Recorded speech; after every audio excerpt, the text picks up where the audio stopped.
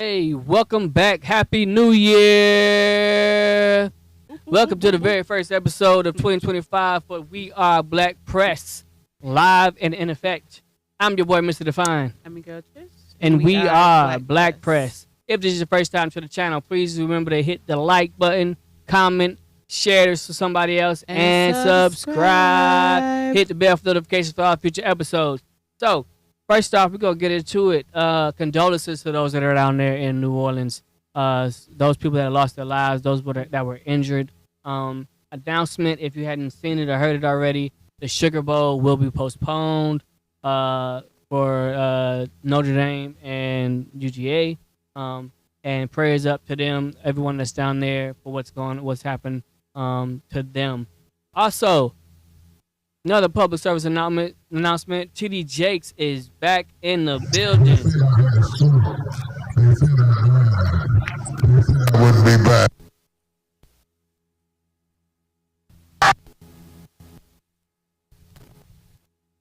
A little bit of sound problems. We apologize for the technical difficulties. Please bear with us.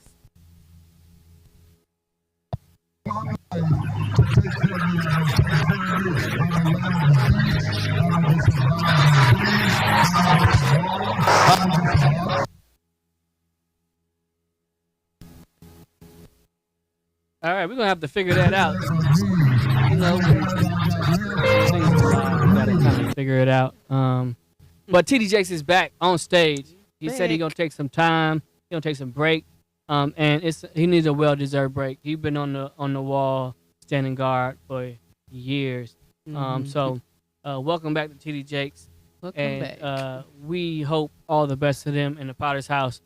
So that being said, have you heard of, we're going to get right into it, Travis HuNTeR, All-Star, just got the Heisman Trophy from Colorado State with Deion Sanders, and been doing great things. Came over with Deion Sanders, and from originally going to be a Seminole at Florida State, and then chose to go to Jackson with Deion Sanders, HBCU, and then followed Deion Sanders to Colorado, Buffaloes, and did great things. On track to be drafted into the NFL, and he's got a girlfriend. Oh, and now fiance, but they've been catching some heat about it. And so I'm going to try to let this video play for you, and we're gonna see what happens. Because everything, Murphy's Law says whatever can happen will happen, and all the sound checks got done before the video started, and it is working. So we're going to give you a brief synopsis of what's going on with Travis HuNTeR, and shout out to O'Shea Jackson for this summary.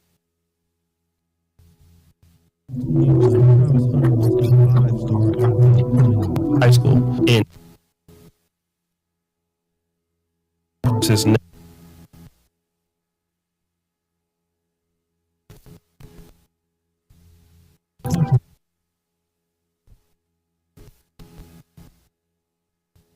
Okay.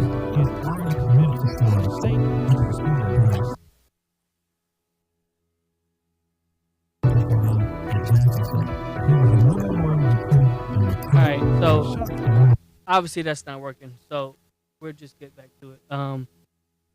So he's getting a lot of slack for it, basically. And because the woman, people are saying she's just a gold digger, she's just chasing the money. Like he is planning to marry her because they've been together for 4 or 5 years, but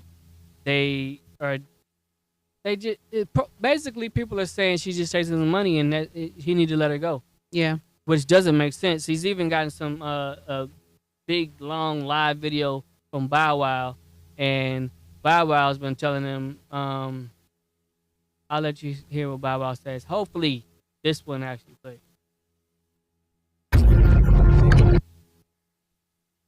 Not that one. This one.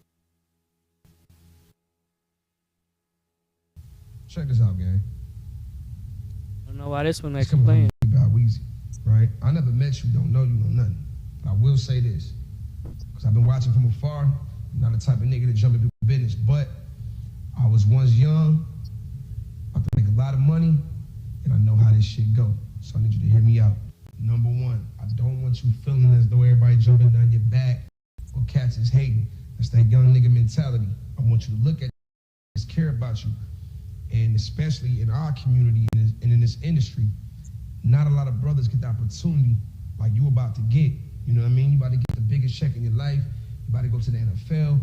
And all we are doing is waking you up, young brother. Because if you don't see what the fuck is going on, gang, if we didn't give a fuck, we'll let you crash out. But from one player to the next, hey, my nigga, I ain't gonna tell you what to do, but I want you to open up your eyes, man. There's no reason why she commenting on another nigga page, an NBA nigga, with heart eyes and the motherfucking money tongue out. That's your fiance. Wake up, young brother. Fiancés don't move like that.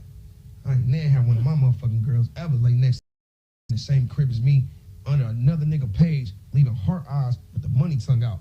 Total violation. That bitch would have been packing up her shit and get the fuck out of my crib that day.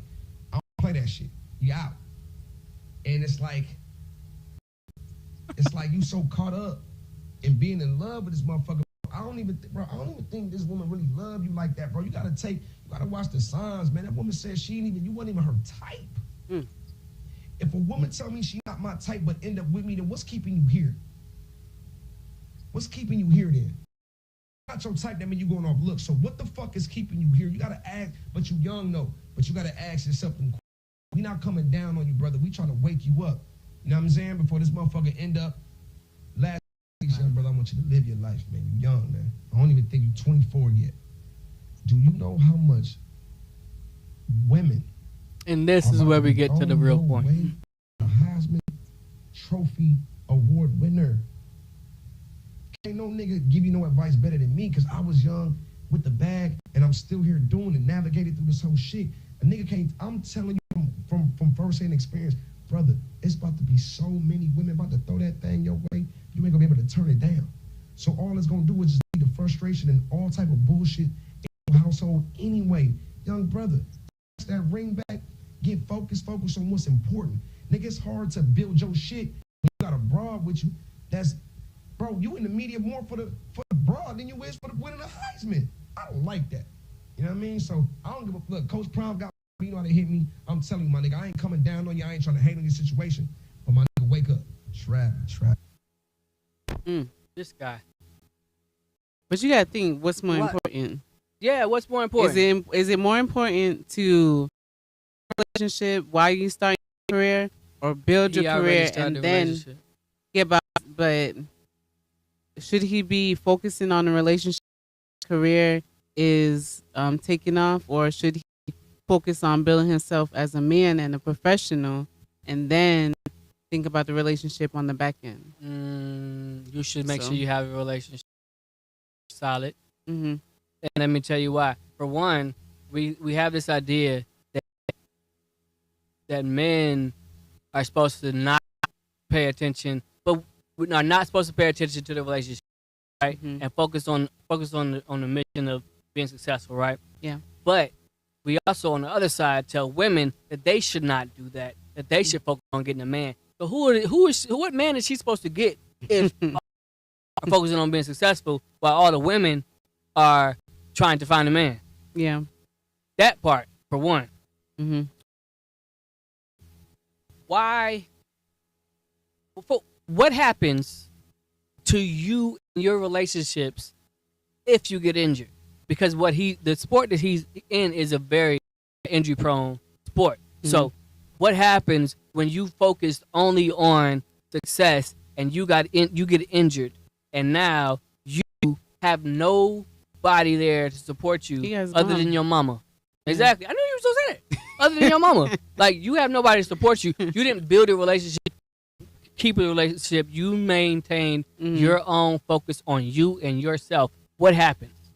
So I understand, right? I mean, he's a young guy, right? Yeah. People that she's influencing him on his decision making and the choices that he makes in his career, right? Steph Curry, I'm sure Steph Curry influenced him too. Yeah, but she's his girlfriend, so naturally that's gonna happen when a young adult leaves from the house and they're on their own. You've raised them enough to help them to be able to make their own decisions. Yeah, that's the goal and the hope for us as a parents. Yeah, to push the kids out to go out on their own. Yeah. And so what if he's consulting his friend on his decision making and then clearing it with his mom on the back end? Yeah, 'cause that's how it's supposed to be. I mean, the Bible says, so a man should leave his mother and father and cleave to his wife. Like, that's literally what he's supposed to do. Yeah. So him going and consulting, him consulting his wife. Yeah, I was thinking consoling. And then her moving with him, and they talked about to Colorado State and being cold in an apartment. That builds bonds. Those are bonds that are created that actually help you maintain and survive a relationship throughout. The only thing I don't like is some females hang on to guys because they see their potential. All females hang on to guys for their potential. But see, all females. But look, it's known that he's gonna be like in the NFL soon. Pretty soon, he's gonna get drafted. Whoever is she a girl of quality that can handle those? She handling the scrutiny right now. So that's what people are mostly saying, because she put heart eyes under someone's post. Okay, eyes. Okay, that's kind of that's inappropriate. Two, because she's in a relationship, right? But you wouldn't want for somebody that you're in a relationship with to be putting heart eyes and the cash out tongue. No, you wouldn't want somebody you're in a relationship. Because if I was to see, like, we're in a relationship, right? Mm-hmm. If a female, especially, was to put heart eyes under your pictures, me and my girl, we check. So what you're saying is it's not possible for another black woman to see me being successful and love to see that I'm being successful. It's different things you can do. They got the emoji like this.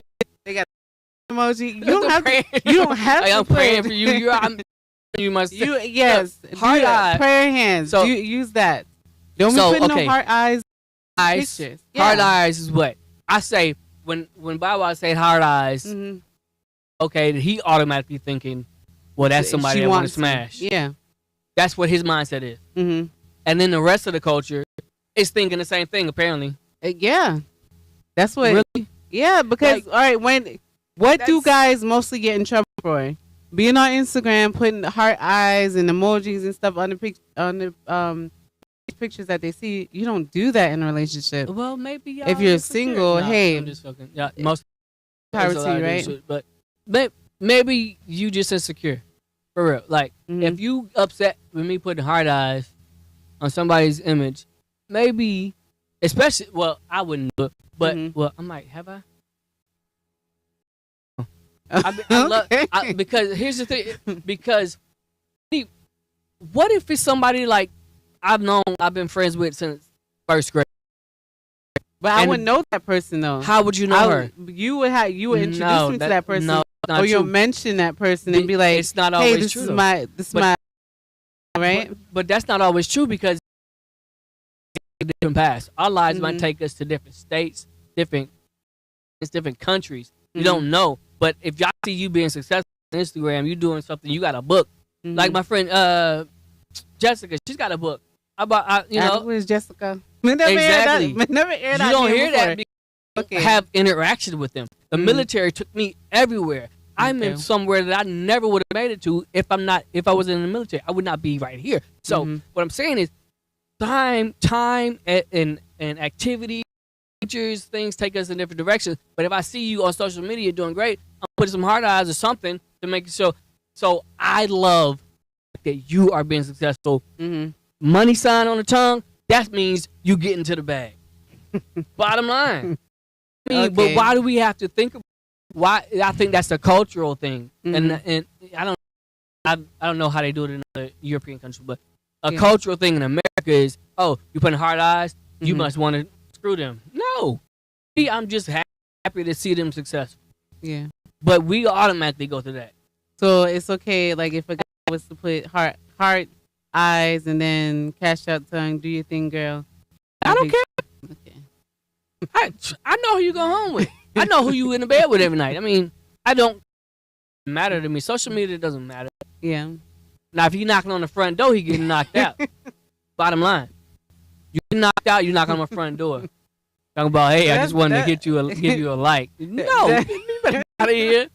So that's social media hard to, but it's a portal entry into your life. We're treating social media like it is life, and it's not. It is an image. It is what you want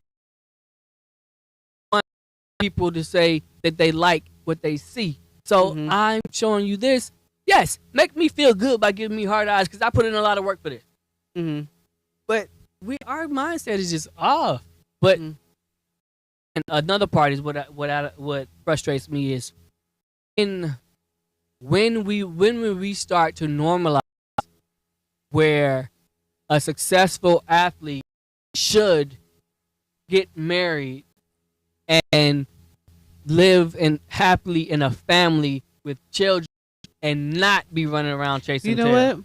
It's the same with military men because once they're in, they're like there's people that went from nobody to somebody, right? Once you're outside, nobody's really paying you attention, but you get in and you get conditioned and your hair is cut, you smell good, you start moving in professional senses, you start looking attractive. Yeah. So you're going to start attracting. Not all of them. Some of them be ugly. Some of them still ugly. Still walking around with a buzz cut.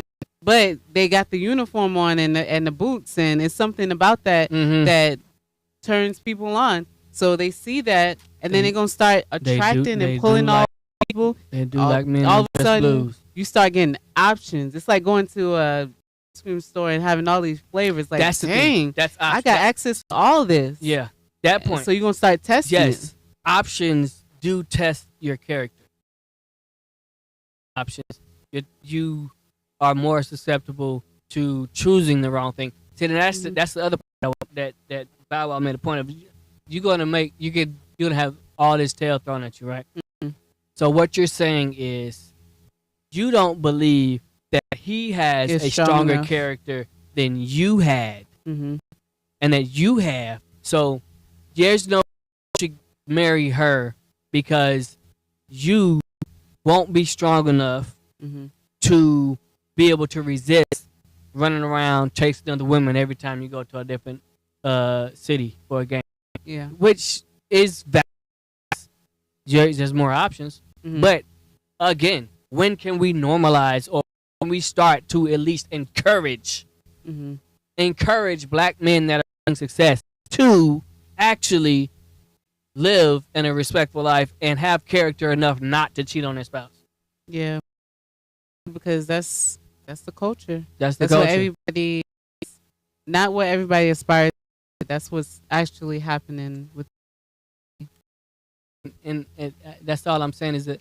And the last thing is just like, okay, even if he might, I mean, she could be out for the money, right?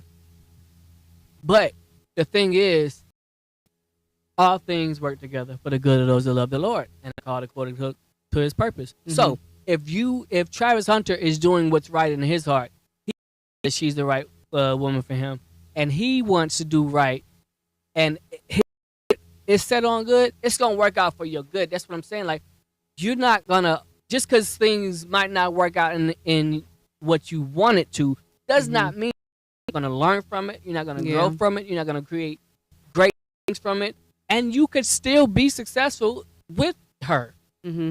Like, life is not all about just having a bunch of women. Yeah, and life is not about having a bunch of women. It's about having a legacy. Your kids and grandkids can say, "Granddad did this for us. He created this for us, and he didn't chase tail, so that all the money is in one family." Yeah. And now we can do this, this, and this. we can't do that if every child we have is with a different woman, and each woman wants what they want, and every child wants a dad created, and no child is willing to share, and now the entire inheritance is split up, allowing us to not of Walmart and all of the Walmart children. I think people should study Beyonce and Jay-Z a lot more often because they are a family. They are a family unit. What's thrown at them, they don't let that. They don't let us see them coming apart or unglued. Yeah, like they'll come out and put albums out about stuff they might be going, but they'll never come up and say, "Oh, he's," or she doesn't trash him, right? And he highly uplifts her.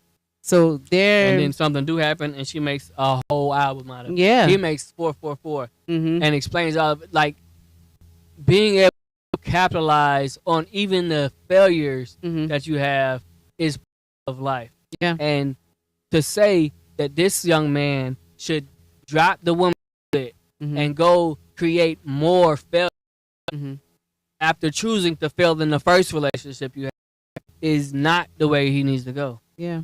And it's not to be encouraging within our community, but we have this thing where we think that those that have made success in sports and hip hop and music are the role models. The idea of role models is literally a model of a specific role. Why would you want somebody to model the role that you're doing or that you've done, which is have a bunch of relationships, nothing solid, no actual foundation that anybody can grow from? Yeah. And why would you want to follow that? I don't get it. Well, I do, but that's for other times. But what do you think? What do you think? Let us know. What do you think about what is the name? Travis HuNTeR. And we like your comments. There's a I'm gonna moderate for a little bit. There's a comment in there that says, "Don't hate the player, hate the game." Travis, I do hate the for game. allowing this. Travis what? Travis is a sucker for allowing that. Right, until he has multiple kids from multiple women because he just didn't makes him hot. He wants to be Cam Newton, and like I said, all your generations, all of the children, different pieces of inheritance that can never actually amount to something big enough to reach. Because it's too Walmart many level. to share. So I mean, look. What are your goals? Look at Beyonce and Jay-Z. Look at Blue Ivy. Blue Ivy. She's only like what 12, and she's out there. They building the empire, and they making sure she builds her. So we got to make different and better decisions in this community. It's important.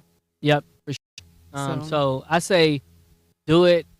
Grow from. I mean, nothing. As long as your heart is in the right place, nothing can actually tear you down completely. Yeah. You make millions of dollars and you give a couple million to her if she runs off. Studies show that you literally over anything over $150,000 does not change your life in one way or the other. Yeah. Anything past $150,000 a year, your life is not significantly. But it's probably more now because of the way inflation is. But after a certain amount of money, your life does not significantly change in one direction or the other. It's like when you can buy everything with 10 million, you could buy with 20 million. Like, you just wake up and do the same thing. You just got a bunch of money for what? Grow something. First, grow a family. But that being said, hit the like button. Tell us what you think in the comments. Share this video and subscribe. Hit the bell for notifications for y'all future episodes. I'm gonna give you this one little like to throw in here, and we'll be right back. Take a break.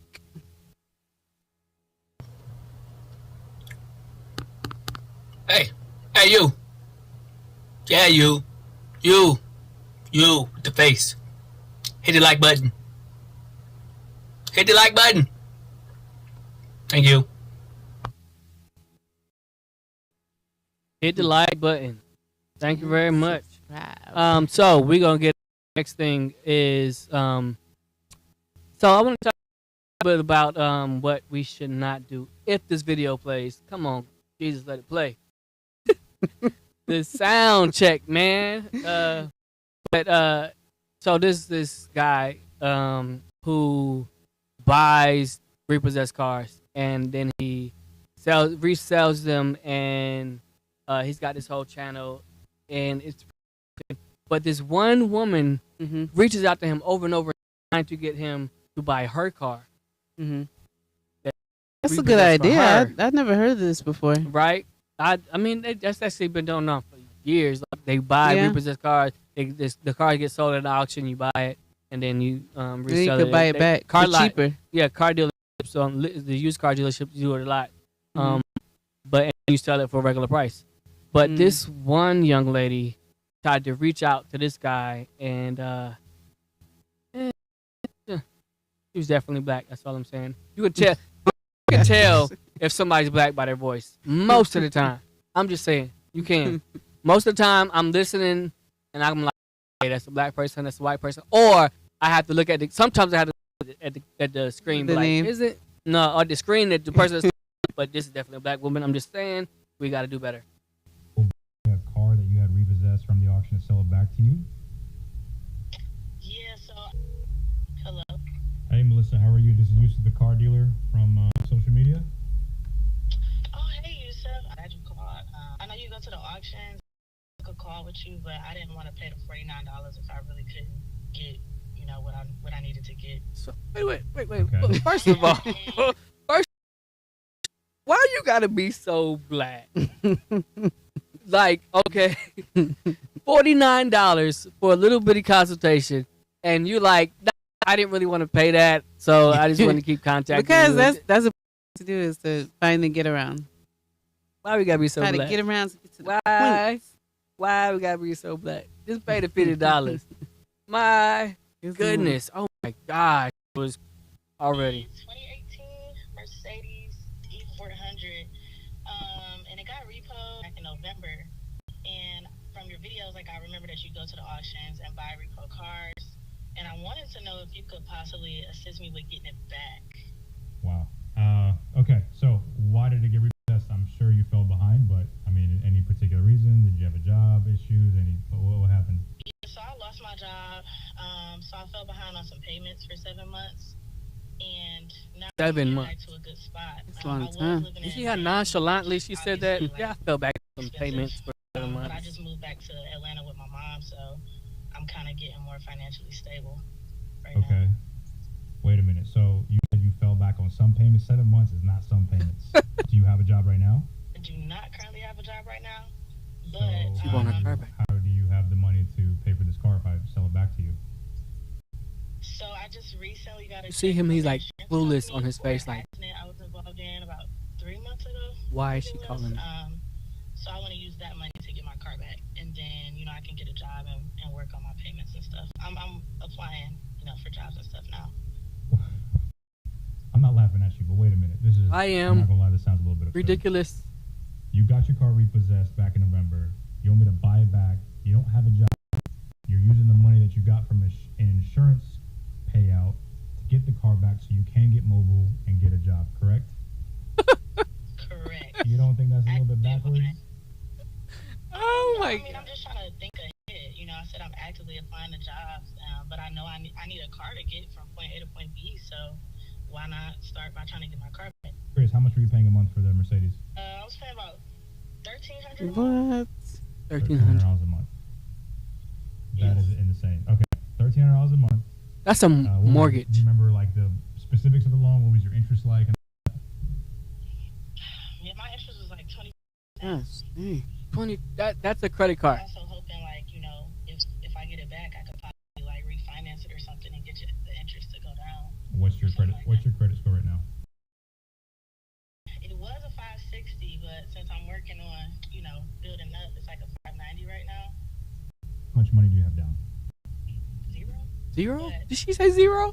At least be willing to put the $1,300 I had for my monthly payment.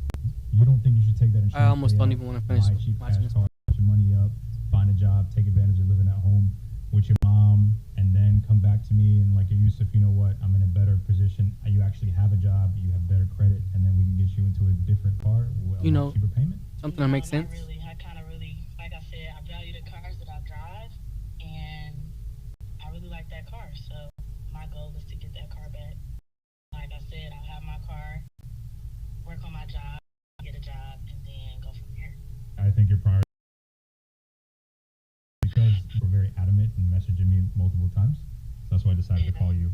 I mean, I appreciate it, like your advice and everything, but I was really only looking to get your help and find my car back. Like that's really what I want. So I just wanted you to give me what I want. I got you.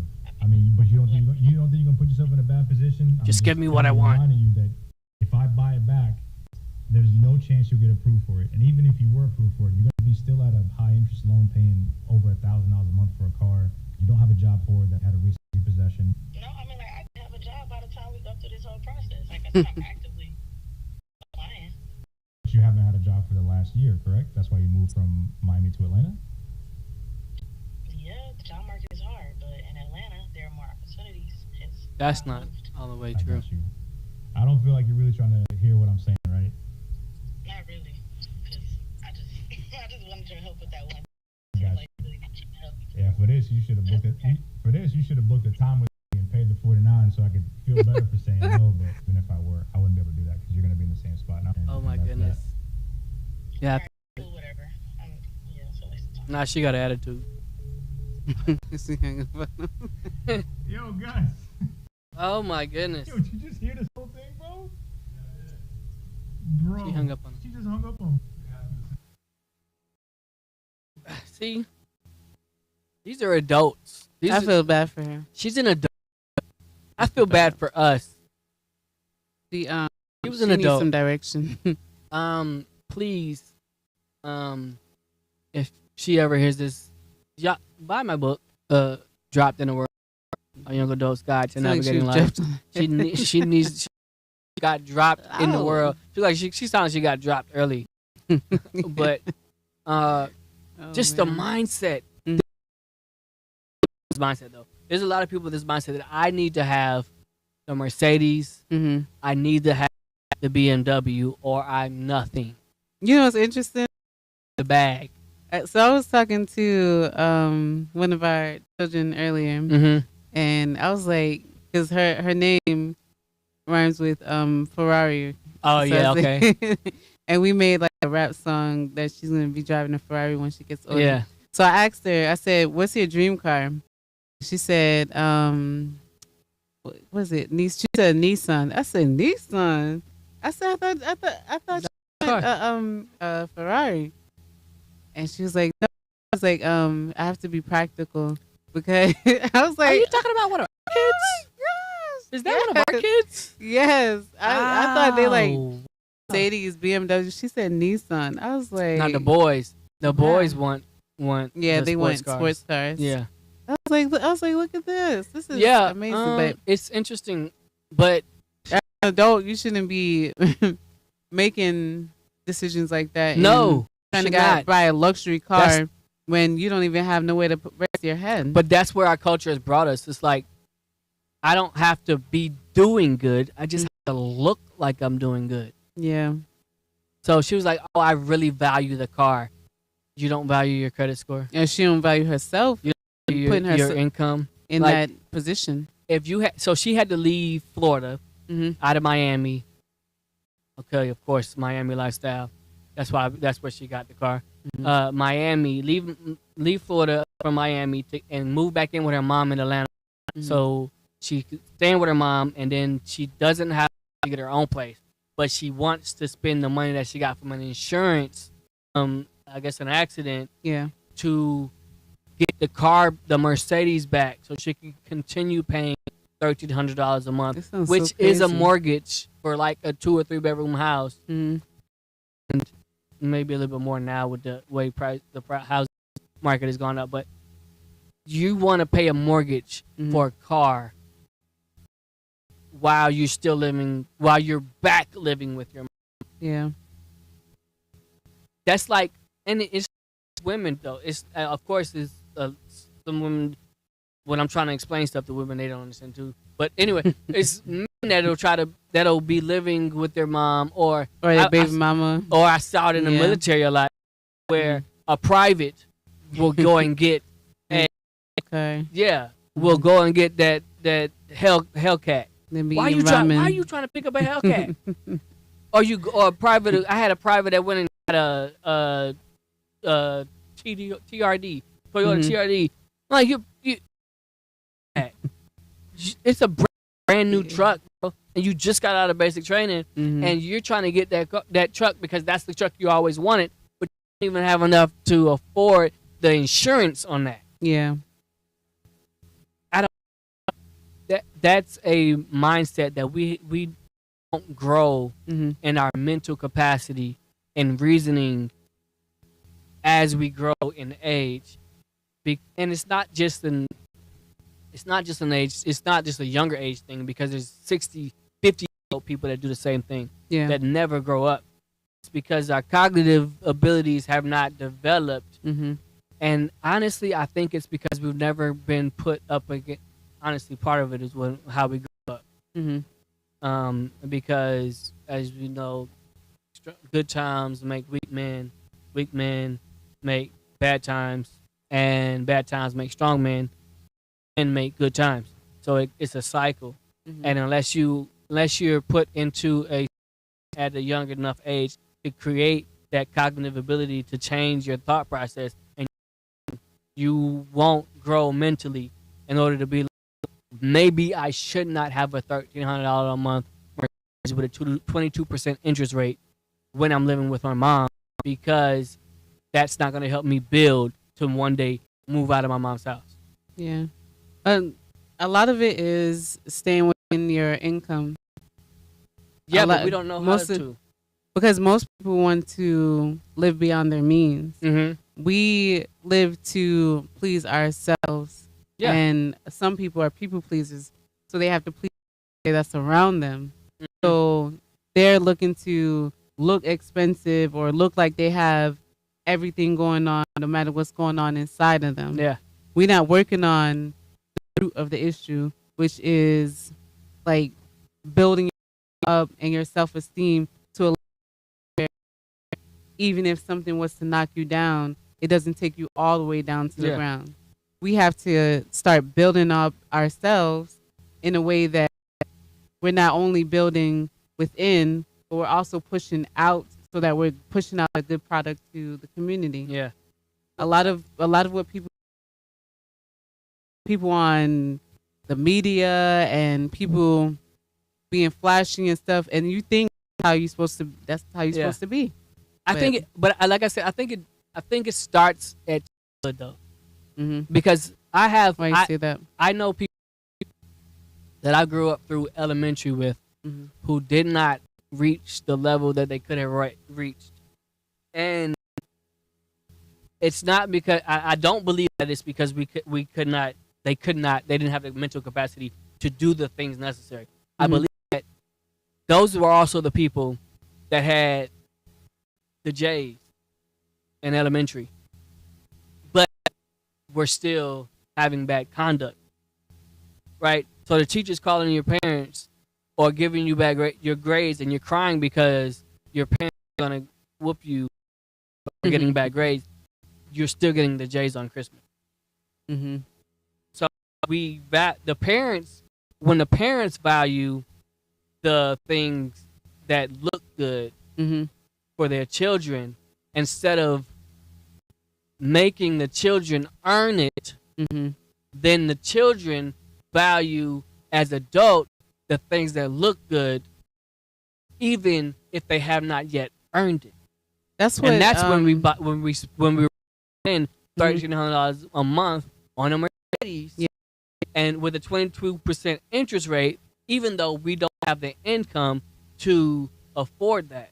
That's what it does with his kids. Yes, we should have put that video on there. Yeah, he said that he gives them toy. They got Legos and a book or something, cars or something, or like toy cars for Christmas, because his money and they haven't worked to earn their own money. do you think black people are more harsh in raising kids? Like, I feel like sometimes just because you're black, they like society wants you to be like hard and harsh on your children. Like you got to learn the hard knocks of life in order to be able to be successful. Yeah, but it's like we have to do it strategically. Mm-hmm. It's not like okay, like Tyler Perry's son. Like for that example you gave, Mm-hmm. Tyler Perry's not making his son sleep in a tent that he has to patch up when the sun wears it down. He's got a life. He's got a roof over his head, but he's not getting everything that he wants. So he has all his he wants necessities, not just the stuff that he wants. Exactly. Mm-hmm. The children what they need, and then make them earn what they want. Mm-hmm. And I know we struggle with it too sometimes. Yeah. Because I want to give my children everything that they want, Mm-hmm. but does that give them what they need, which is are they able to walk out of the house and do that things, you worrying about them. but exactly, Yeah. or without having to come back. And it's not because it's okay to have to come back and reset, Mm-hmm. but for you to come back or have to go out there and not be able to continue all, like you can't continue at all after you leave. You have to come back every time. You haven't found any direction to stabilize. I failed somewhere as a parent because I didn't give you the tools necessary, and it's often because I did not make you work for it as a child. Mm-hmm. So you don't know how to work for it as an adult. Yeah. And that's the problem that they have. We don't want to make our kids unhappy. But happy kids do less work, struggle, some form of struggle. We have that's why I said it has to be strategic. We don't harm our kids, but we have to strategically make some things stressful enough for them to build. But it's hard saying that you want to, like, typically almost stress your child out in order to do, because not everybody can function under stress. It doesn't. It's very hard to function under stress. If you think psychologically, how much can a child take on before they're like? That's why ADHD is so high, because you're placing the kids on. Okay, you have to do this. You have to do homework. You have to make sure your room is clean.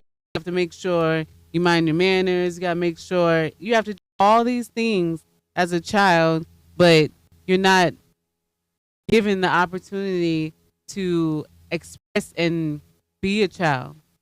Okay, I kind of disagree on some of that. Okay. So I think we say that when you're saying you don't want to put too much stress, it's not always physical stress or putting a burden on. No, I'm saying into emotional. Right. Yeah. Because so some kids, and kids are smart. Like my dad used to say, kids are smart. They just think we stupid. Right. So I know that if you make me do something that I don't want to do, or you challenge me in a way that I don't want to do, I know that if I flip out, you're willing to let that go and not press me anymore. But psychologically, is a child adaptable enough to understand that that's what they're doing? They don't know that. It's right. It's all like, but raising children is conditioning. It's all about conditioning. They know. They learn what learn cause and effect. They learn but they also learn cause and effect. Mice know cause and effect in studies. Like, I touch this, I get shot. I smell this, that means I'm gonna eat. Dogs salivate when they hit a bell ring, because I can recognize that the bell means food is coming.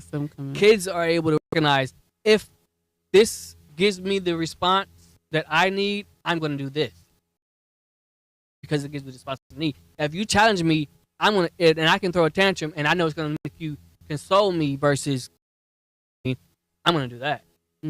So the giving them stress, giving students, I mean, not students, but as a teacher, but giving our children stress is you can challenge them just by challenging them or questioning.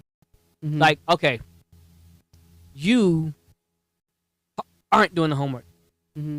Why aren't you doing the homework? Oh, I lost it. Okay, that's not acceptable. Okay, so every time you come, oh, well, it was tough.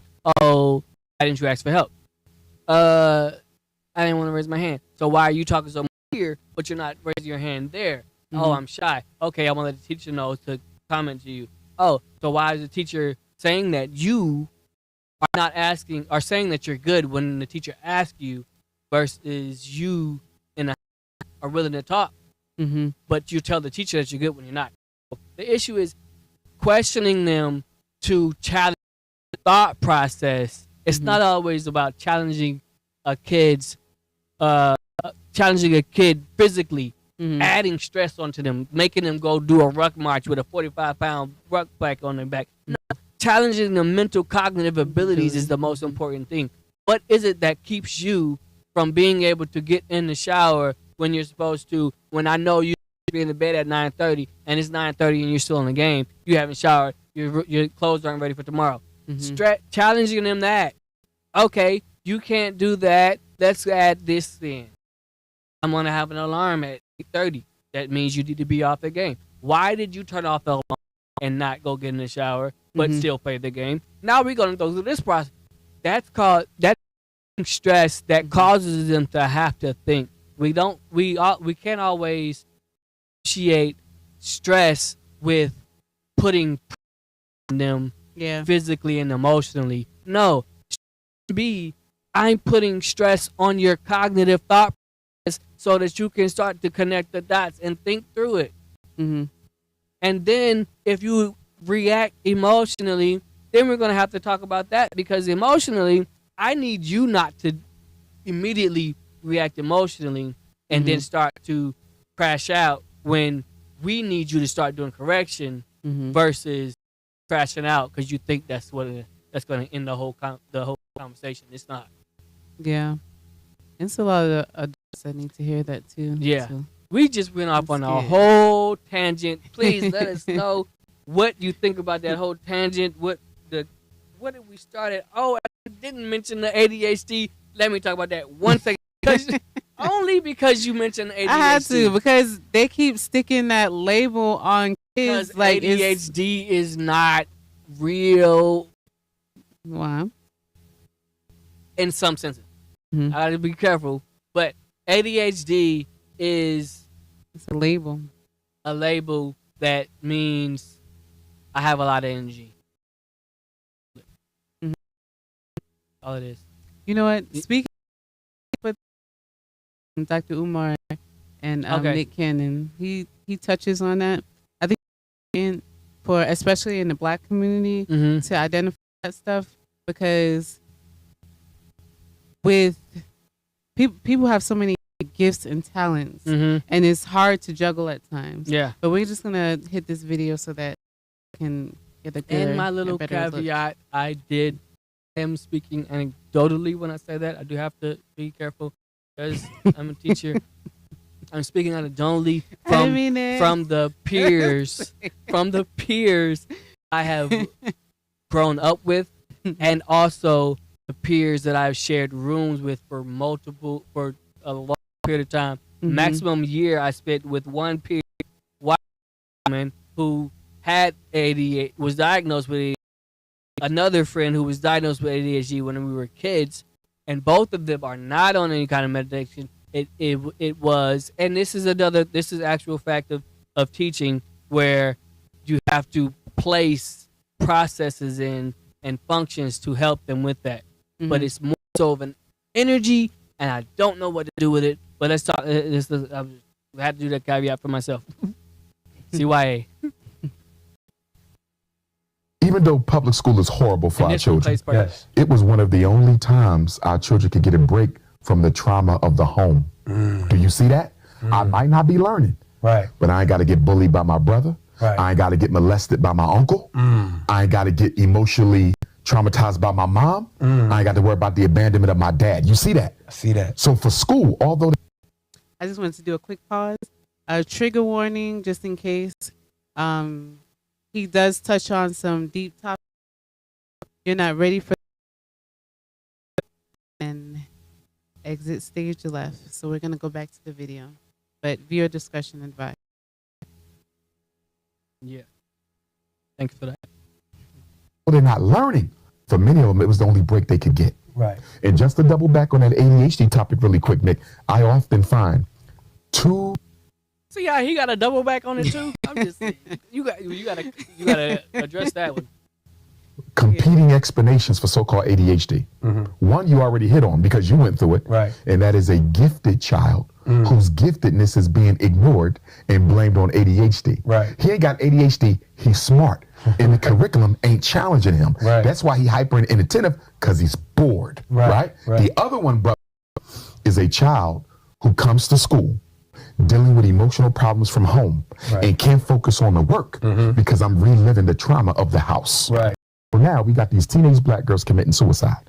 And one of the reasons why they're committing suicide is the fatherlessness has made them vulnerable to so many types of abuse and exploitation that they take in their own lives. Right. I was part of a situation where a girl in a high school in Philadelphia, we found her in the girls' bathroom, wrist slit.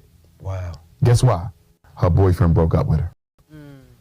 That is how desperate a lot of our girls are because of the absentee fatherism. And to add to that, though, there is actually an increase in black male suicides as well. For a lot of the same, part of what he's saying, because a lot of the same stuff is how we process information. Process information. We have, especially what he was talking about, that's adolescents act with extreme hyperbole. So everything that happens at even something small, you know how kids, massive, blows. Yeah. But men are going through that right now. And when I say fatherism, I don't just mean her biological. Right. I'm saying black men. Because here's the thing, Brother Nick. Every woman on the planet Earth, and of course I'm focusing on my sisters, but I want what's best for the others as well. But I'm going to focus on us. Every black woman, black man, who genuinely cares and loves about her, who doesn't want what's between her legs. You understand me? Normally, that's your father. But a lot of them, the fathers ain't there. That could be your grandfather. He might be an ancestor. That could be your uncle. He might be stationed off in the military zone somewhere. You understand? Every girl is a man who's intimately in love with him, but not sexually. Oh my goodness! Wait a minute. Was that not what we were just talking about when it came to what's Travis? Travis HuNTeR. HuNTeR. We have to get to a point where we are not just talking. It's always about sex. It can't always be about sex. Can we learn as a people to be to a point where we can love somebody just because we love and want their success versus wanting all the other? True. That. My bad. That's all I'm saying. Get that, she go looking for that. And that's why we got a teenage pregnancy problem in the black community. If we didn't have a fatherlessness problem, there would be no teenage pregnancy problem. Teenage pregnancy is not about sex. It's not about promiscuity. It's about a girl looking for the father's validation. And because he's not there, she goes shopping elsewhere. Now let's bring this to the black on black look.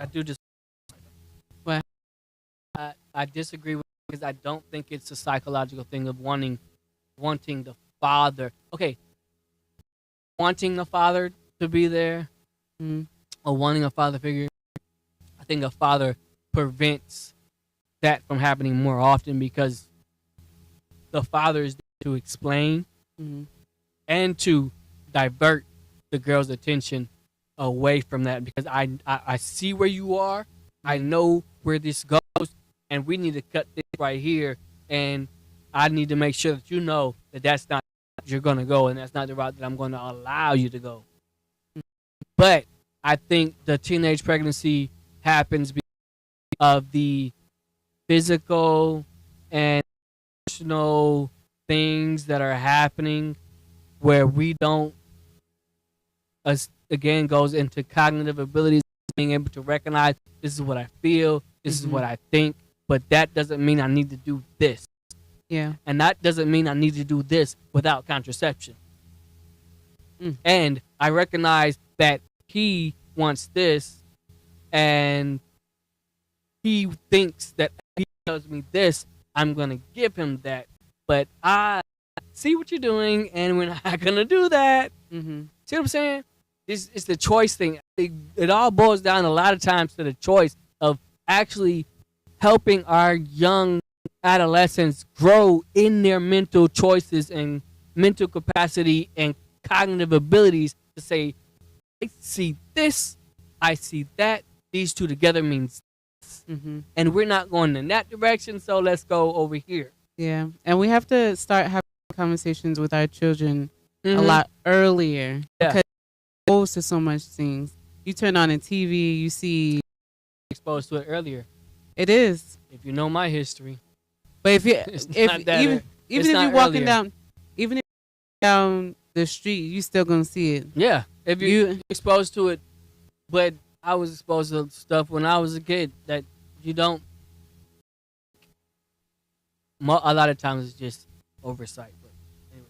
It's stimulation. Yeah. All you need is a little stimulation, and then especially as then you get curious, it's like, because the wheels start turning. It's like, ooh, what's that? Yep. And then, ooh, this feels good. And then, oh, I can make you feel like that too. Oh, let's put that together. The next thing you know, 9 months later, there's a baby coming along because parents are not educating the children and communicating with their children. Yes, this is the time that it's probably going to happen. Have you had this happen? Do we need to talk about it? I know you said you don't need to talk about it. We're going to talk about it anyway. And then this is what the future is. This is what I know because of what I've experienced, and this is how I think you should handle it. And you can always talk to me again. Yeah, and the crazy thing is, you need to start even before they start school because it's happening in kindergarten. Susie and Bobby Z is kissing underneath the swings. Yeah. Or this is my girlfriend, and they get possessive and stuff like that.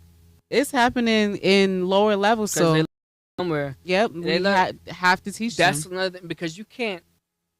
I can teach my child, but I can't teach someone else's child.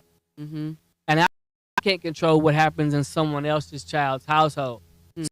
What I can do is control what I teach my child and what I teach my child to be careful of. And what to look out for. Signs, so you start off with these are the no spot, the no spot. At a certain level, it's like these are the no spot. Don't let. And if we're at the doctor's, I let the doctor know, and I'll talk to you about it. Other than that, don't let nobody touch you there. Don't let nobody say nothing about it. And then if anybody touches you there, you let me know, and I promise you, I will never let that happen again. Explaining that stuff, but we shy away from wanting to say it. Yeah, because we haven't figured out how to say it. We haven't thought about how to say it. Nobody taught us how to say it. And sometimes parent is uncomfortable because of the stuff that they went through, so they don't know how to present it or even how to process to have, my own trauma. They don't. They don't have the words to put or explain. But it's definitely important on each level that you're having these conversations. You have it with them when they're young. You have it with them in middle school, because there's stuff happening on the buses. There's inappropriate touching underneath the book bags and stuff that sit on top of their lap. There's a lot going on. You can teach a toddler how to do something that'll work without them even knowing that, even having all the full knowledge of everything that goes with it. If you say these are your areas, and if anybody touches you in your no area, I want you to scream, and don't stop screaming until an adult comes and asks you what's wrong. tell them that person touched me in my no-no area. That's what happened. So now the child hasn't gone to know further, hasn't been forced to recognize or be exposed to all of the other things that go along with it. But it allows that child to stop it from happening, because when somebody starts screaming, and then notify an adult of what happened so that adult can fix it. Yeah. And make sure you tell me if I'm not there. Yeah. That means the child doesn't know anything past the no-no area. And mom said, if anybody touches the no-no area, I'm supposed to scream as loud as I can until an adult comes and asks me what happened, and I tell them they touched my no-no area. Boom. That child don't know nothing more. And okay, so in the black community, they don't process it. They don't process it, and sometimes they identify it, and then they get hushed, or they get pushed to the side, or they get labeled as being a bad child. That's what I'm saying. When a parent or the guardian makes that connection with the child, one-on-one, this is this. That's a no-no area. You scream until I ask you what happened, and you tell me. Once you tell me, I'll make sure it doesn't happen again. That is at a lowest level. That's an explanation the child can understand, and you don't have to expose that child to anything more until it's time. It needs to be. We have to learn that there's primary, secondary, tertiary steps to take in order to do what we need to do in order to protect our children, help them grow up the right way, and still teach them at each level. Oh, my bad. Dang, I'm gonna shut up. Excellent. As you know, black people are the last to marry and the first to divorce. And the black woman is the last to get married and the first to get divorced. Right? Now, because we are the most... Wait. Pause. That's literally... Because I know you're going to take it. That's what we just talked about. Oh, my God. That's just what we just talked about. We just talked about that with Travis Hunter. Yes. Where we're teaching the athlete successful, you're supposed to stay out there as long as possible, chase the tail, don't find a woman, don't get locked down. And then we're saying that the women are supposed to find a man. Who am I gonna find a man that's actually eligible to be a husband if all the ones that should be eligible to be a husband are being told not to? You know what?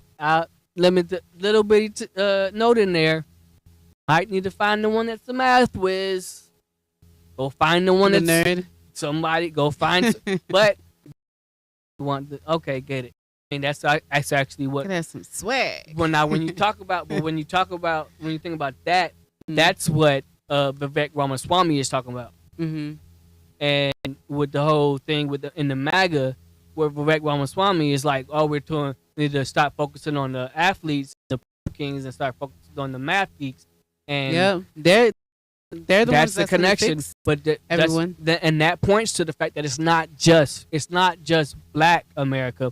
It's all over America, where we focus on the athlete and the prom king and the prom queen, where we're not focused on the math geeks. And the math geeks are growing up as incels, and then the black woman biding her time, looking for the perfect man, but the perfect man was that math geek. But anyway, traumatized community. That trauma automatically affects our relationships. You can't talk about healthy black male-female love if you don't talk about black-on-black community dysfunction. Right. Why would the family be functional if no other institution is? Right. You see that? Don't divorce the family from everything else we got going in the community, which is dysfunctional. Now, too often, Nick, from a psychological perspective, we go into relationships looking to fulfill needs that our parents never did. Right. So the relationship is a means to an end of getting something you never got. Right. And the main things we're looking for from our opposite partner, we're looking for intimacy and love. We're looking for availability and presence. We're looking for trust and dependency, and we're looking for reciprocity and the ability to share. Those are 4 things you needed from your mother, 4 things you needed from your father. If you got both, you can love and you can leave. If you didn't get both, you might be insecure and unstable in certain areas. That's powerful. That's more powerful than the 5 love languages. You see? You need to coin that and write a book on that one. And on top of that, Brother Nick, what the opposite gender parent did to you or didn't do I disagree, but I'm going to let him keep going. Matters most. See, my father could have been present. My father and I could have been intimate father-son, healthy. My father could have been trustworthy. We could have been able to share and exchange. But what if I couldn't do it with my mom? Didn't get any of those. Do you see that? Right. I'm going to look for a woman to do for me what my mother could not. You ever been in a relationship with a woman where you felt like you was more than a husband? You had to be the father too. See that? That's where that comes from, Nick. She had an unmet need. Daddy didn't do it. So now I need Nick to do this. And you weighing on me too much. A king, but now you want me to be your daddy. I didn't sign up for both roles, and you draining me. I love you, but you draining me. If you don't pull back off this father role, I might got to leave this relationship, because in essence, what you have become to me is a spiritual vampire. No, I'm just What is a looking at spiritual vampire, Nick? things that I A think spiritual vampire is a psychologically, emotionally unhealthy African floating around the community looking for somebody to heal illnesses and injuries to their soul that only their can fix. Wow. Emotional vampires. But if I find the right man, if I find the right woman, he can heal me. No, he can't. That damage was done by your family of origin, and it got to be repaired there. Nah. You ever watch one of those old horror movies, Freddy Krueger, Jason or something, and they want to finally kill? Talking so many points that I really want to hit, but I don't want to talk too much. But okay, He said a word. Yeah, but other things. Okay, it's you can receive everything that you need from your mother and father, and still not receive what you need from the world, and turn out different. And in order to have a success, in order to be a successful, not only successful, in order to be a cognitively developed individual, you have to be nourished by your mom, dad. It takes a whole, and sometimes there's widows, there's divorce and stuff, but that breaks it apart, right? You need a whole picture in order to be like, in order to fill your cup up. Yeah, but what he was saying was that connection part. Like that, what he was talking about, the connection, communication, and the love and support. That doesn't add in what we were talking about, which is the cognitive abilities to be able to make decisions. And that was that's just kind of tough for me to say, because I learned those things based off of the world, and the world teaches me whether or not what I'm learning at is allowing me, or at home is the way that's going to be successful, basically. And then I adjust abilities of, okay, this didn't work, that didn't work, I'll do that. So it's like you have like your backpack that you get from your house, and you're going outside into the world like, let me see if I could use these tools. Exactly. It's like, dang, that don't work. But Timmy got something that he's working with, and he's successful. He's doing good. So let me go over and Timmy and grab some of his tools too. Yeah. And then that also, but also that part where it changed. We can take what Timmy had, because it was working for Timmy, and it can work for me too. But that doesn't necessarily mean in the world. That's what happened. I ain't even gonna lie. I'm not gonna lie. Like, I was like, wait. Oh, he act like that, and he gave. I can do that. I can do that all day.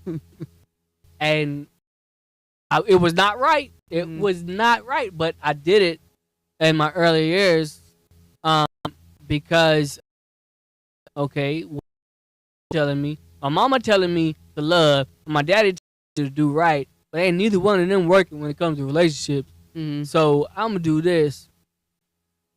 So it's a mix of what dad brings in, and then how that interacts with the world. Because the mom and dad can't change, like we were saying. I can't control what happens to you in the world. Yeah. To think, they gave me the ability to think, and I was like, well, that works over there. So I'm gonna try that, and it was until I realized, wait, it's destroying more than I am willing to bargain for or emotionally bear the burden of what I'm doing. Mm-hmm. And then that goes back to the love of, okay, if I'm love and what I'm doing is harming others, then I need to change again. Mm-hmm. But I'm sorry, I just had to cut off some of that. With Jason and Freddie, right. And the person comes and tell them, you got to go back to where they was born. You got to go back to the beginning. Right. The same thing is in relationships. The origin story. The same thing is, and what I tell black women, if you know you weighing too heavily on your king, go find you a surrogate dad. Go find you an elder, somebody who's too old to want something from you, and ask him, can he be that person that can give you honest advice and help when you need no, it?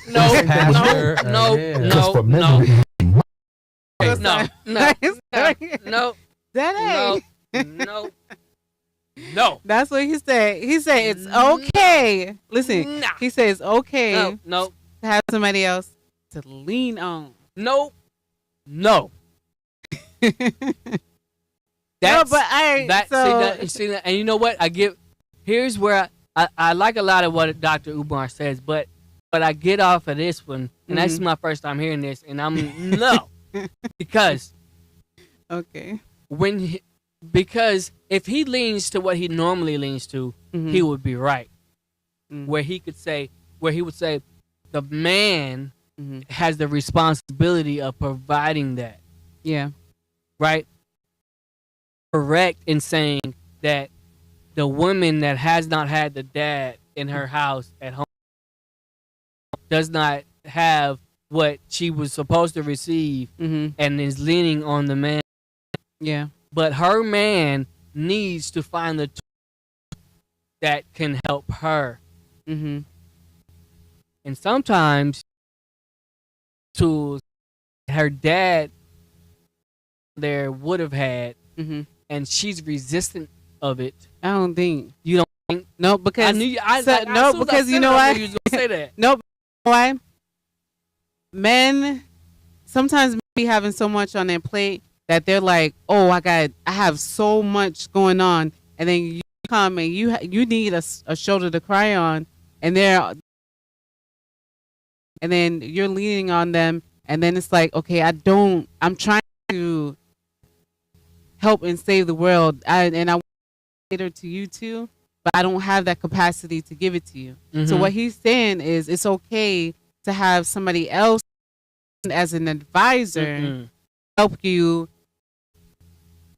processing those feelings and emotions. Because you can talk to, it doesn't have to necessarily be like an older individual that you're not related to. It could be an uncle. Hold on, let me pause that. So you're saying, if we go back to the beginning of this entire life, when you were saying that a man, anybody putting hard eyes in somebody else's, that's different. No, it's not, because it is. So you're saying you're saying that it's putting hard eyes on somebody's Instagram post is a no go. Yes, no. But in a different situation, reaching out to a different older gentleman is okay if your husband doesn't provide what you need as a father figure.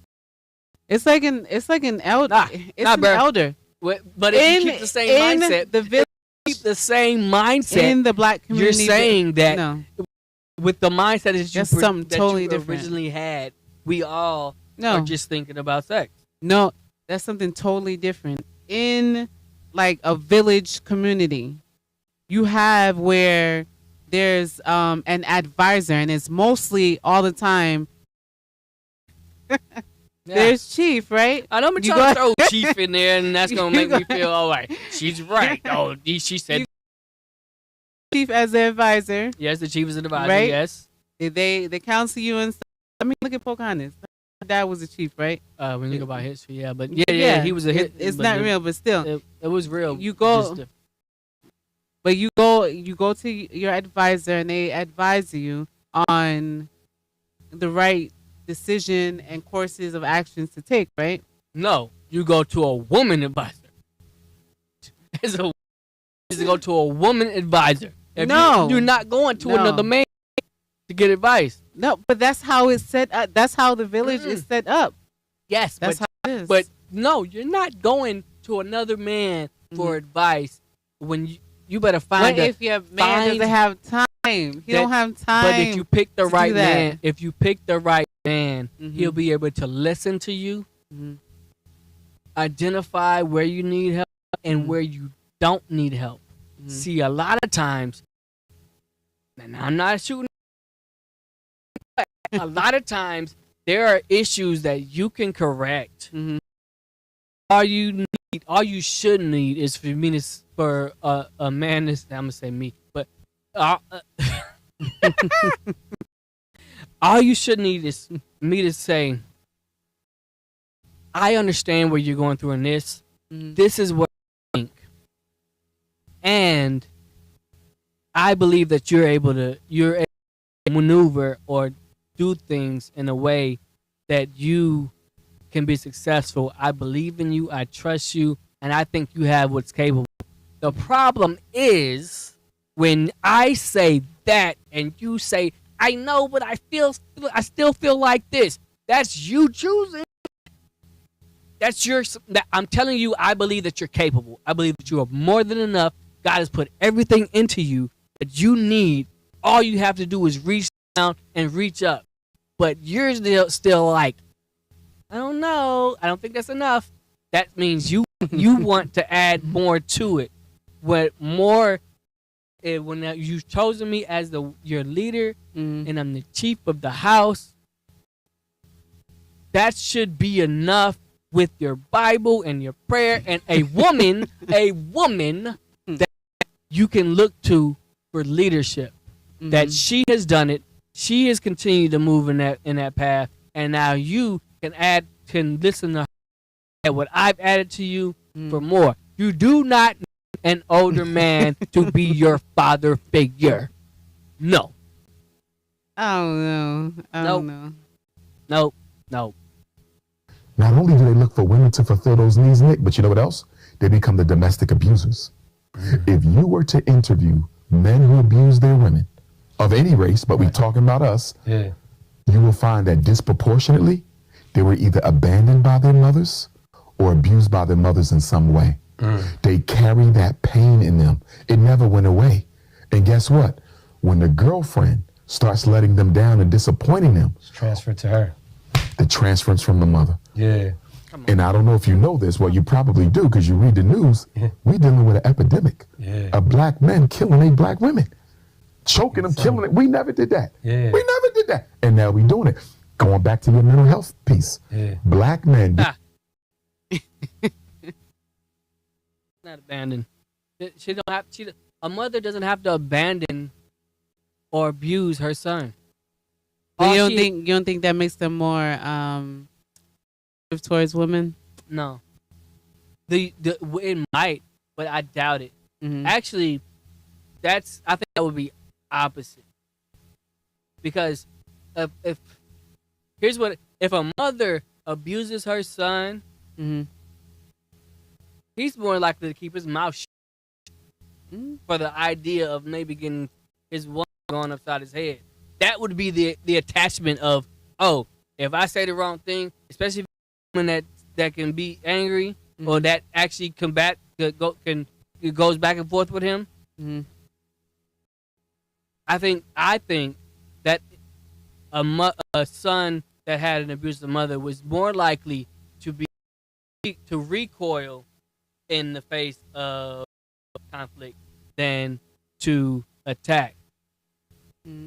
Unless he was back with his mother, like if he was physically fighting and he got to physically, like it's his natural instinct to fight back to a woman, like physically fight. But I think so. And then mother neither. Because if your mother abandoned you, that means you're raised with your father. And if the father is going to make you think twice because you raised up at me, you might not get back.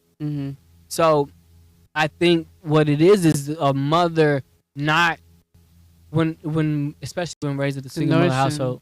Now, a mother nourishes. That's a natural instinct for a mother to nourish. That's because you naturally, physiologically, when a baby cries, hearing it makes a mother lactate. Physiologically. And then it's a positive reaction when the baby suckles, the mother lactates more. You're naturally nourish a child. Yeah. The problem is when you're naturally built to nurture and to make the child soothed and happy, you're less likely to do what we were talking about at the beginning or in the middle of challenging and making them uncomfortable with their decisions. Because that might not make you happy. You might throw a tantrum, and then you throw a tantrum, it becomes a positive effect of you knowing that if you throw a tantrum, you don't have to actually deal with the consequences of your actions, and therefore continuing that process. So if you don't have to, if a boy has a mother that nurtures him and cares for him and loves him and doesn't want him to be sad or doesn't want him to be upset if she challenges his ideas or thoughts or actions, then he will not be able to develop what we were talking about, those cognitive abilities of, hey, I maybe feel like this. Yeah. Here's what abuse is. Let me identify what abuse is. Abuse is, I feel like this. I feel angry. I feel sad. I feel hurt that you're not giving me what I want. I feel angry that you have insulted me. I feel sad that you leave me. Yes. No, here's the thing. No, here, let me finish. I feel sad, angry, or hurt that you are doing this. It makes me like this. I want to put my pain, my hurt, and make you feel what I think I'm feeling. So then I you because I'm selfish. Misery loves company. So if I'm hurt, I'm offended, I'm bruised, I want you to feel the same thing because I really want company. So I'm gonna do to you the way physically the way I feel inside. So I cry, you cry, we cry together. And then to make it all up, I cry some more externally the way I made you cry externally, and that makes you feel like you need to comfort me, and then we stay in this relationship. That's the way abuse goes. And toxic. all of that is a problem with being able to process cognitively. I feel like this. I want to do this. This will either get me locked up. As a child, might get me knocked out by dad. So I'm not gonna do either one of those. Yeah. I'm gonna the other way. I'm gonna process my emotions and recognize that I need to do the right thing to make sure that doesn't happen again, or I need to make I think so that I don't feel the way I feel. But he was just going way off to me. I cannot. You cannot say that a mother abusing or leaving a boy makes him. That doesn't make him physically abusive. That makes him unable to control his emotions. So yes, in a way, it makes him unable to control his emotions. So therefore, he becomes physically abusive. Problem itself is him not being able to control his emotions because his emotions haven't been challenged to the point where he has to control them. Yeah. And we end up with what we got. Because we are the most oppressed, we're the most traumatized. But you know what else? Because of our definitions of masculinity, which says a man can't be vulnerable to get help, we're the least likely to go get some damn help. Fact. Black men are in pain, but we covered up with the exterior. But when we get behind the privacy of our door and our home, we let all that pain out on the only person who loves us unconditionally, and that's the woman. You see, I always tell people this: if you don't like you, why? Guess that was the end of it. Yeah, if you don't like you, why do you think other people is gonna like you? So you have to be comfortable within yourself. Yeah. You have to look in that mirror. This is what I represent. And if it's something about that you feel like you can fix, you go ahead and fix it. Yeah. Right? You don't. But you don't. That's another part I put in the book. Yeah. Trapped in the World. But Coming out on April 15th. But you don't self-soothe with toxic behaviors. Yeah. You don't do that. It doesn't do nothing. It doesn't. Crazy. It literally allows you to perpetuate toxic behavior. So, he did. I mean, he gets some good. I'd like Dr. UMAR, and he makes a lot of good points. With some, I think where he analyzes things, he goes in one direction, and I analyze things and I go in a different direction. Yeah. And I'm like, that don't match up a lot of times. It's okay. He's a PhD, to not agree on everything. He's a PhD, so it matters. Well, actually, don't let me get on. Let me get started about PhDs. So, we got one, right? Yes. Hit the comments in there. Come on, tell us what you think. And what do you think about what Dr. UMAR is saying? And what is your perspective on it? Honestly, what is your perspective? What do you think about what he's saying? Do you think that? I mean, you go down the list. All the times that we stop, is it the mother not being there that causes the anger? Is it the ability to control?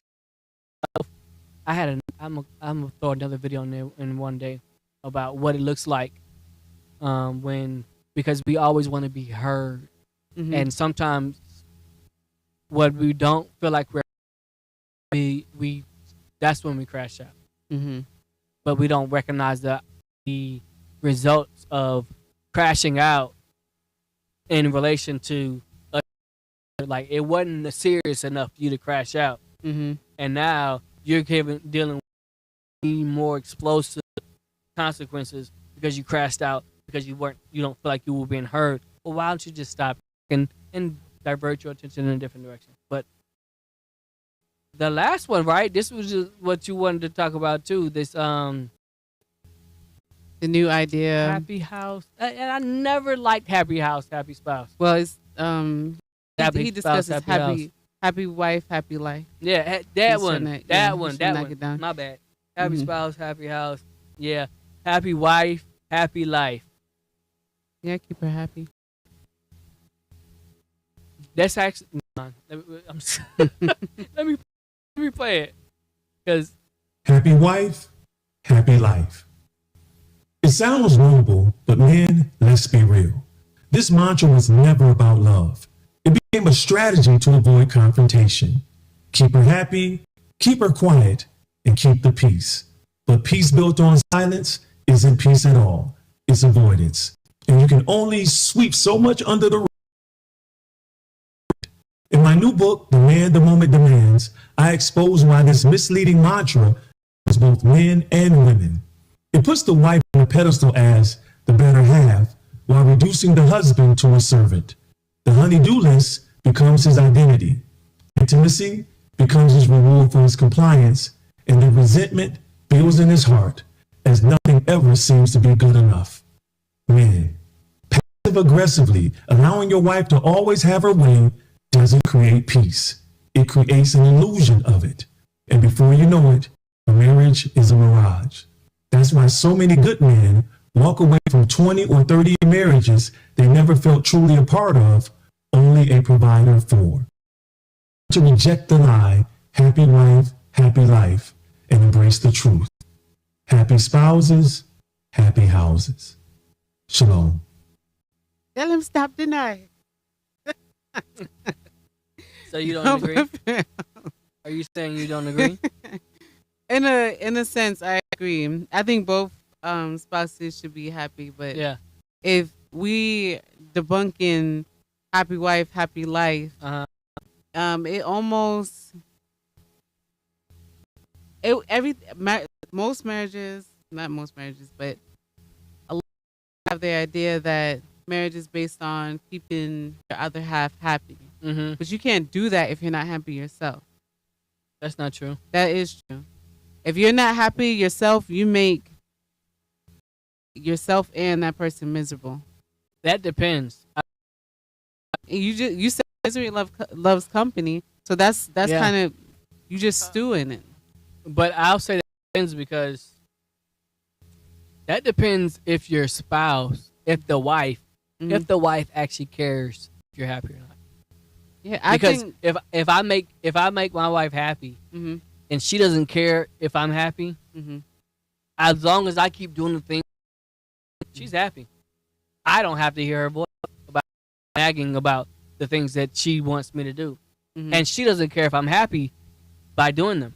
So we continue in this process of I do for you, and you don't do for me. But as long as you're happy, we're still married. And it's toxic. Yes, but that's what I'm saying. And when I say I don't fully agree because if one partner does not care whether the person's happy, then it'll just as long as passive aggressive or passive. If I'm passive, but that's a lot of times that's the only way a lot of marriages succeed. That's why. I think old marriages where they've been together for so long. If you listen to a lot of those testimony of marriages that lasted super long, it's so often where the husband says, "I just give her what she wants." That's hard because if we disagree, I just let her have it. But it comes to it comes with a expense. It comes at an expense because a lot of times when in like younger marriages, there's a lot of mistrust, there's a lot of cheating and stuff. Like I talked to a couple that was married for about I think 50 years, right? They were just coming up on their anniversary, and she was like, I would say like, what made your unit so strong and what made y'all stay together for so long? And she said she had to put up with a lot of stuff. Sometimes you have to look away from stuff that you see. And as long as y'all are still together and still a unit, that's how you continue to go on. But that was an older couple, right? We don't do that nowadays because we don't have to put up with that, one. Right. And then two, women are able to afford life themselves without having to have as the provider. Well, so a lot of times technically they say women still make less than men, so it depends. Even if they make less, they're happy within their income bracket, so they can live the life that they need to provide for themselves without having a supplemental from someone else. Well, they say there's still a lot more women. Men are still doing better than women when it comes to numbers. But obviously also because there's more women in America than men. So I think you might be leaning into a lot of things that are painted in a certain color in our community versus what's really happening in terms of the numbers. Statistics. Right. And and also there's this thing where women are more willing to do bad all by themselves. But that's what I was saying. You can provide for yourself. No. I'm not talking about providing. I'm talking about they're willing to do bad all by themselves for the sake of not having to argue with the man because the man thinks something should be done differently. But she's willing to struggle. Do the struggle. She'll be willing to struggle even if it's not where she wants to be, but just because she can not have to argue with him about the way he thinks also. That's living a life of peace. A life of peace. But it's peace. People want peace. Nobody wants peace. But then you have to measure where the peace. Why is the peace there? The peace is there because there's no conflict. Because there's not two people who have conflicting ideas of how things should be. Well, I can understand that because in order to grow, you have to reach a level of discomfort in order to get to something, right? Yeah. However, in your house, you want to be happy. Yeah. You don't want to go to work and then come back. Gosh, that's why some people stay in their car for like a whole hour before they go inside. Yeah. After coming off of work, because you want to go home and you want to be happy. You want to be welcome. You want to be loved. You want that comfort. You want peace. Here's where you have to be somebody's peace. You're right, but here's where the problem comes in. Mm-hmm. Why are you happy if you're alone? Because you're getting it your way. No. Which means happy wife, happy life. Because you have peace, that makes him happy. As long as I give you what you want, which is what you want in the beginning, you get what you want. I don't have to worry about you being with me. I don't have to worry about you being angry with me. I don't have to worry about you arguing with me against what I think should be done. You just peace. Yeah. You get peace because you're having it your way, but you're having it your way because you don't have anybody else to have to deal with. It's your way. It's hard dealing. It's hard. It is true. It is so hard dealing with people because, okay, in the beginning, everything's happy, everything's fresh. Yeah. Right? Just like that, it was a video you sent me earlier. I watched it. But in the beginning, don't do that. Don't do me. But in the beginning, everything's happy, everything's fresh. You got good ideas. Y'all spending time with each other. Yep. But then you're in this box, right? And then they come in your space, and it's like, gosh, it's crowded in there, right? And dang, did they fart? Everything you start noticing all the bad, all their not so positive sides, right? And then you have to be okay with that and find a happy medium within that. Sometimes that's also why you're supposed to get married before you live together. I guess because if you live with somebody before, it's like you're gonna recognize all the things that you're not gonna deal with. Yeah. I'd be like, yeah, it's not gonna work. It's gonna work. I never had that chapter to every time it's like, okay, nah. All you need is like 4 things where it's like, okay, this, and this I can't deal with. Nah, it's time to. That's when it's like, now we just grew in different directions. Oh, you recognize what you didn't like, and you was like, I'm out. Oh, you do like Jay-Z and Beyonce. You get a huge house. Exactly. You got the East Wing. I got the West Wing. And I have an assistant. You have an assistant. So you know what happens there? Yeah. My assistant does all the things that I would ask my spouse to do. Therefore, you and I are really happy. Everything that would make you upset, I just make my assistant do. I need one of those. Don't we all? Don't we all? Hey, I think we talked long enough. Wait. How long have we been on this? A while. We've been on a while. So, yeah. Tell us what you think. And if you haven't already, happy wife, happy spouse. What again? Happy life, happy